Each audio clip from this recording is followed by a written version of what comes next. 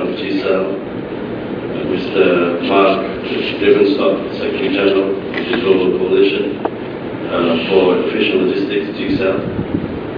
Bagi Cik Mukhriz Tun Mahathir, Director of Asia Logistics, Mukhriz Tun Mahathir, fellow speakers, distinguished guests, ladies and gentlemen.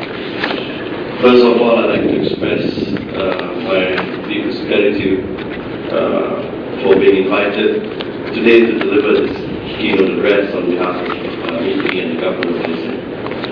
I congratulate the organizers for their efforts and foresight, which has also resulted in GCEL setting up its Asia headquarters in the iconic Petronas Twin Towers. This event comes at an opportune time for us to chart a new path for the world's economies that rests on a weakened global financial and economic system as we know it. This is where GCEL can play its part in bringing together nations as well as both the private and public sectors to adopt and implement specific, realistic and novel ideas to improve the way we do things. In this context, I am enthused by GCEL's stated objective of providing leadership in a world that's in a state of flux. A word of caution though, for if your ideas are any good, you will know them as Howard Aiken, the pioneer of computers, said, "Don't worry about people stealing your ideas. If your ideas are any good, you'll have to ram them down people's throats." End of quote. I hope you don't have to go all the way to do that. Ladies and gentlemen, this government is administering the bitter pill to ensure our continued economic prosperity, especially for future generations. The government and its related agencies are taking the requisite steps to initiate and spur overall sustainable economic development. The unveiling and implementation of numerous measures is testament to our vision and high hopes for the future. These initiatives include the Government Transformation Program, or GTP, and the setting up of a special feedback labs initiated by Command. And they have identified new key economic areas that are highly anticipated to attract a significant amount of new direct private investments.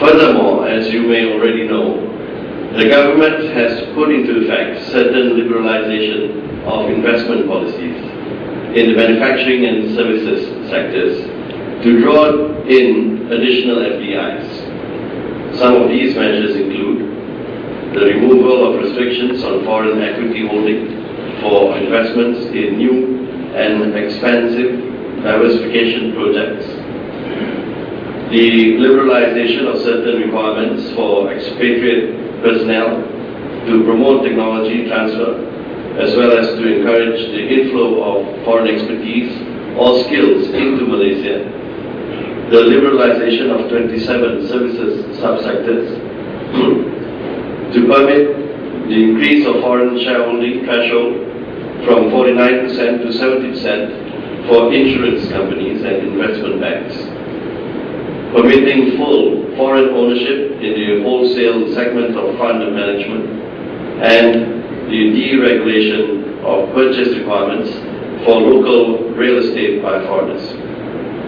Additionally, MITI and its agencies have also taken the following specific initiatives: to continuously identify specific priority sectors which have high value add, high technology, is capital intensive and knowledge intensive projects; to promote new growth areas within the manufacturing sector involving advanced materials as well as medical devices, ICT, machinery and equipment, biotechnology, aerospace, photonics, nanotechnology and optics; to promote the service sector as the new engine of growth; the corporatization of MITI, which has empowered it to negotiate directly with prospective investors and make astute, timely evaluations of business proposals; and lastly, to improve government delivery systems, by adopting the initiatives proposed by Pemuda to cut red tape. I'm glad to report that some of these efforts have borne fruit. We have been ranked the 10th most competitive nation according to the 2010 World Competitive Yearbook report, and this is we jumped 8 ranks from the same report in 2009. Also, our economy is relatively strong under these trying circumstances.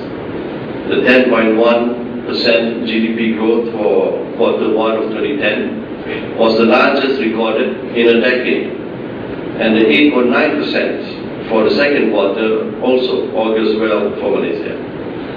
Malaysia is thought to be one of the 16th largest recipients of greenfield investments in the manufacturing of environmental technology products such as wind turbines, solar panels, and biodiesel plants. My friends, before I end this very short speech, I'd like to commend the GCEL on their endeavor to match expertise found in the developed countries with that of the youthful labor market in developing countries, creating millions of jobs. I'm also game to hear new ideas to this end. Please do feel free to share them with me, and I'm readily contactable through the social media tools that are linked to HumaWealth.mukhriz.com. And with that, I would like to take this opportunity to once again thank the organizers for their kind invitation and wish our foreign guests a pleasant stay in Malaysia. Thank you very much.